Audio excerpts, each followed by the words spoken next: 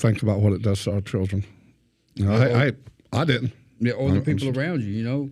Think about your family. A lot of us, I'm sure, has family, you know, when we're in addiction and you're begging for money, begging for food. That's right. The worry that it puts on them and the stress financially, you know, because here I am, a grown man, and I'm having to have, you know, my grandmother or my mama still take care of me, you know what I'm saying, and my kids. And, you know, in addiction, we don't even see that. We don't even see that. I didn't. I'd just be there. I mean, I was fortunate that I worked most of the time, but as far as, and this is another topic we're fixing to get into, is being responsible with your money. Now, that was my biggest downfall, being responsible. Hey, I'm going to tell you, I'm struggling with that now. You know, I've got a job, a job I love, and I've been working it, but for my kids and all, one of the first things I did was go out and buy them a game system. You know, I don't think I really could afford it. PlayStation? Yeah, but yeah, that's what I'm talking about. But they love it. You know, they love it. But I guess it's, you know, really it's worth it to see the joy on their face, you know. It gets them out of their room. It actually, a lot of kids, my kids ain't like all kids, but a lot of kids, you know, are retired to their bedroom and stay cooped up by themselves. But that's right. It's in the living room, so it makes them come out of the bedroom. There you go. And interact with each other, you know, and with the family instead of staying hid. And, you know, not being able to provide for a while because of addiction, to all of a sudden see the joy on your children's face when all of a sudden you provide something for them.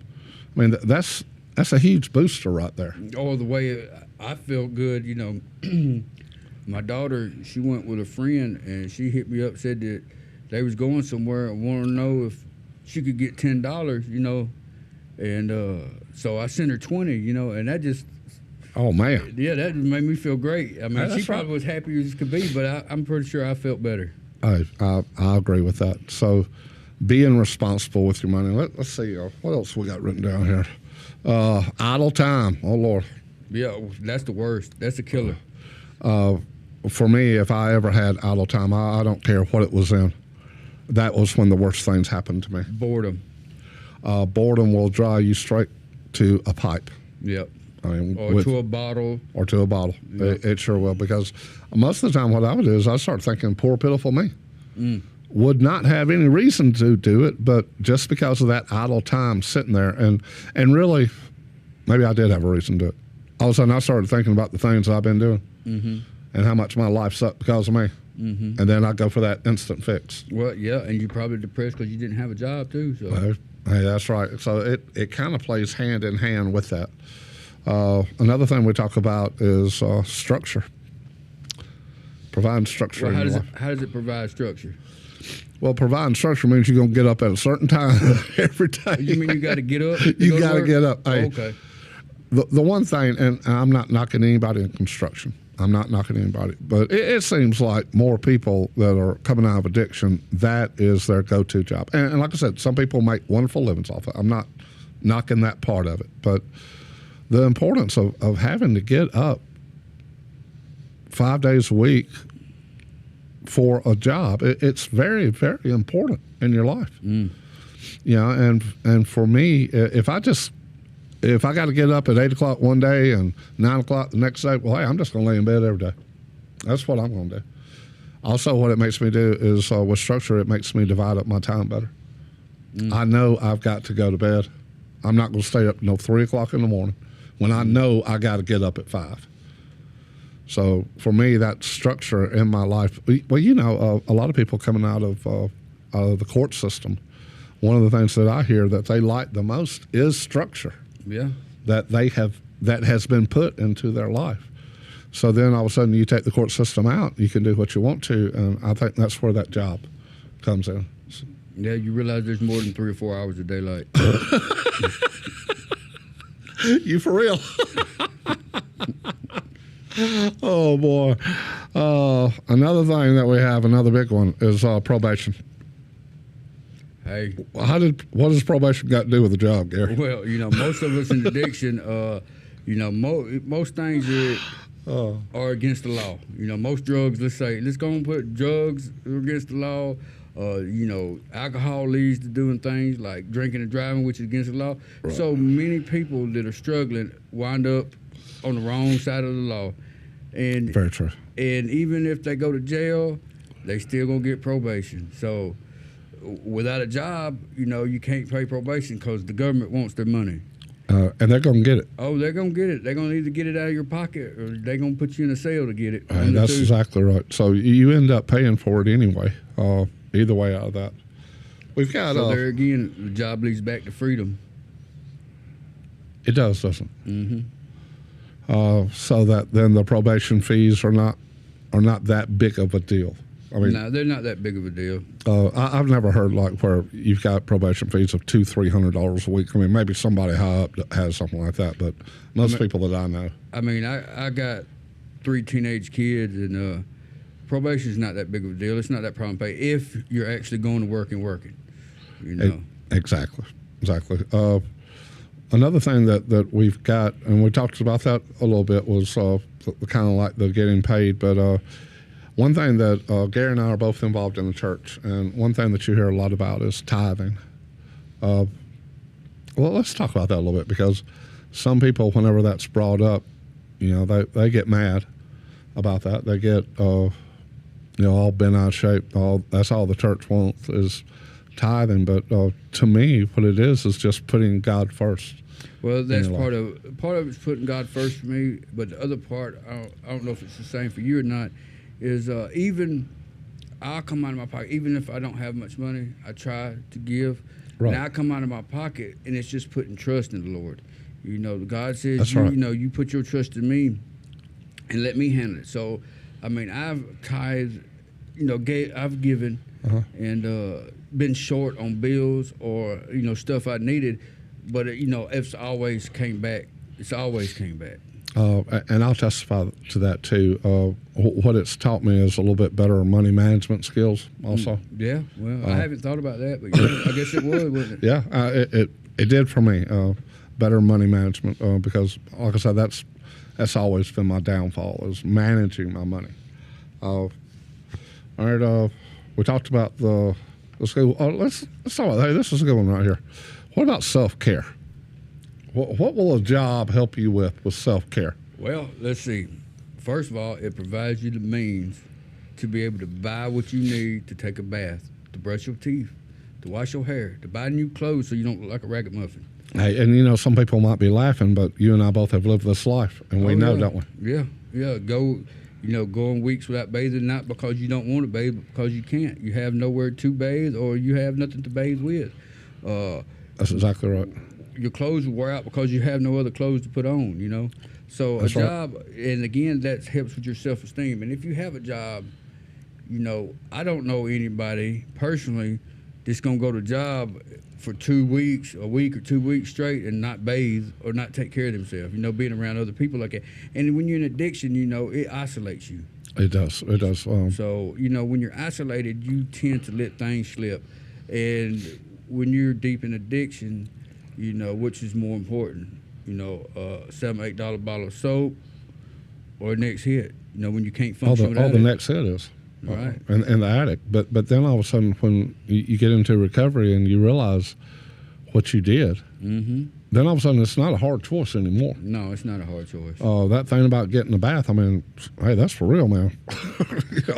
I mean, really, it makes you feel good. Yeah, I can't speak for everybody, but I can't sleep if I don't take a bath. Well, that's exactly right. Laying down all hot and sweaty and sticky and sticky, yeah. And then you try to get a good night's sleep to get up and go again. Yeah, I can't do it. Hey, I'll tell you what, I can't either.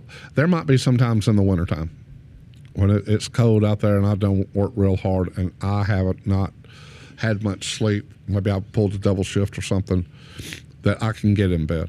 But I'm going to tell you something. If I done sweated one single drop on me, there ain't no way I can get in bed then. Yeah, because I can't either. I just imagine my wife having to reach over there and just pull me back up like that. God almighty. But, hey, that is addiction. All right. Another thing we're talking about, saving. Well, what's so important about saving? Man, I'll tell you what, saving is something that I've learned and that I'm still learning is, man, that's the key right there. You want to go on a vacation without not paying your bills, you save up the money. Well, look, I was receiving some advice from a fellow brother of ours. He said one of the best things he was ever told as far as having a job is when he gets paid, you take 10%, put back for the Lord. Uh-huh. Then you take 10% and you put back for yourself out of every check. Okay? By the time you retire, you'll be a millionaire. No, that's very, very true. I've heard a lot of stories where people have saved up great sums of money. And, just taking that a step further, just $10 a week. $10 a week is really not that much. Most people can do that. But all of a sudden, if you do it for a year, that's $520. That's quite a little bit of change right there. Mm-hmm. Hey, now we're talking about we can go out of town for the weekend. Just things like that. Saving is so key to be able to enjoy life to a degree. Just watching your money. And a lot of this isn't really like what you want, but it's things that you need. You need a vacation to get away just every once in a while. You also need if your car breaks down, you don't have any savings, and you can't even buy the tire. You can't go to job. You can't hold a job either without it, right? So exactly. That's why saving is very important. If it ain't but just a little bit, like you said, a tire. If you can hit a pothole, blow out your tire on the way to work, you ain't got no money in your pocket. If you had a little bit of money, you could have called a cab to get there. Exactly. Then had your tire fixed. But if you blow all your money, you ain't learned to manage the money. Then what are you doing? You're late for work. You get fired. And now you can't get a tire because you're trying to eat or you're trying to pay a bill with That's it. That's right. And so then it just snowballs, So. And that's the way, like in addiction, it seems like when things go south, they go there real fast. They do. And maybe you're looking at calling a friend to come pick you up or something like that. Well, if you didn't pay him the last time, he ain't going to probably come pick you up this time. Well, if you're in addiction, you probably ain't got many friends. Well, you got using friends. Well, that's the difference. That's not a real friend. Very, very true. Very, very true. Using friends only are friends when they can get something out of you or you can help them, get higher or things like that. A real friend is one that is going to come pick you up when you broke down. One's going to get up at 3 o'clock in the morning and come get you off the side of the road when your car blows up. And you're right. And a job helps lead to all that, building back up confidence in yourself, building up your integrity. Your word starts being good because then you can provide these things and do these things. And plus, it helps you meet new people. That is very true. I've met really some very good people. I've probably been working now for almost 50 years, and I'll tell you what, I've met some wonderful people, during that time. So. Hey, it is a way to get out of the house. It is a way to do something. It is a way to provide for your family, to provide for yourself. So what if somebody's out there today, you just got out of Sam Walker Drive? What is one of the first things that you think that they should do? One of the first things I think they should do is find somewhere like CR. To be honest with you, find somebody that really help you, because a lot of people out there don't have nobody. If you got family, then God bless you. Go to your family, be honest and real with them. If you got family in their family, they're gonna help you. But if you don't, LaGrange and Hogansville both has CR and other programs, not necessarily CR, but there's other ones out there that you can go to. And they really do want to help you, So go and be honest and just reach out. Open your mouth and say something. Closed mouth don't get fed. That's right. But I'm going back to the topic. Dude, you need to get a job. You come out of Sam Walker Drive, you better get you a job. Well, you said the first thing. I think that is the first thing. I was thinking I'm walking up the side of the road. No, that wasn't no trick question. Well, see, I was thinking walking down the side of the road, leaving Sam Walker Drive. Okay. Where am I going, where you going should be that first job that you should be getting. A job, it doesn't matter if it's a part-time job or a full-time job. A job will be the start of changing your life. And one of the things that I see a lot is that everybody wants that big, full-paying job, but, hey, you don't want to work at McDonald's. If you got a felony or something like that, that low-paying job might be the only job you can get. And hey, I'd rather have a little bit of money coming in than no money at all. Yeah. So Some money's better than no money. hey, you're right about that.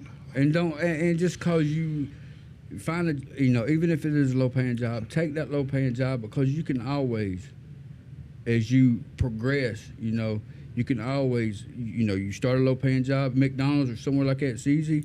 You save you a little bit of money, then you get you a car. That's then right. you can reach out and you can go further to find you another job. So you got to take steps, little baby steps, one step at a time. Hey, that's right. Stepping stones, just small stepping stones at a time. So hey, if you're struggling out there, we've got our numbers at the top of the Celebrate Recovery page. Reach out to somebody, please, man. Reach out to somebody that has been in addiction and recovered. Just ask their advice for it. It is possible to recover from addiction. I don't care if you've been in addiction 50 years, 20 years, 3 months. It is possible to turn your life around. And what would you say, Gary, about your life right now? My life, compared to what it was, is wonderful right now. I'm very blessed. I'm very grateful. Now I still have some struggles, from my addiction. I'm having a little bit of trouble at work, just to be honest with you, But it's due to my own fault, and it's a memory thing. I was addicted to meth as well, Right. And meth messes up your short-term memory, Right. of what you're doing. So the work, I can do the work, but remembering what I'd done 5 minutes ago or 10 minutes ago, I'm having a struggle with it. But I'm coping with it by being honest with everybody around me. There you go. And I put check, just like in my life now. At work, I was honest with my manager now, and I put check and balances in to try to help me with that. And, not only help me, but help the company, So honesty, is where I'm at right now. Just working with being honest. And I don't mean like, lying when somebody's talking to you. I mean like being honest, like sharing my feelings, Right. sharing my struggles, sharing what's going on with me and how other people can help me as well as I can help them. So. That's right. Hey, there's always, like the pastor said, there's always somebody hurting out there, and hey, we can be a hand up for somebody. Amen. All right. Well, hey, we thank you for watching the podcast today.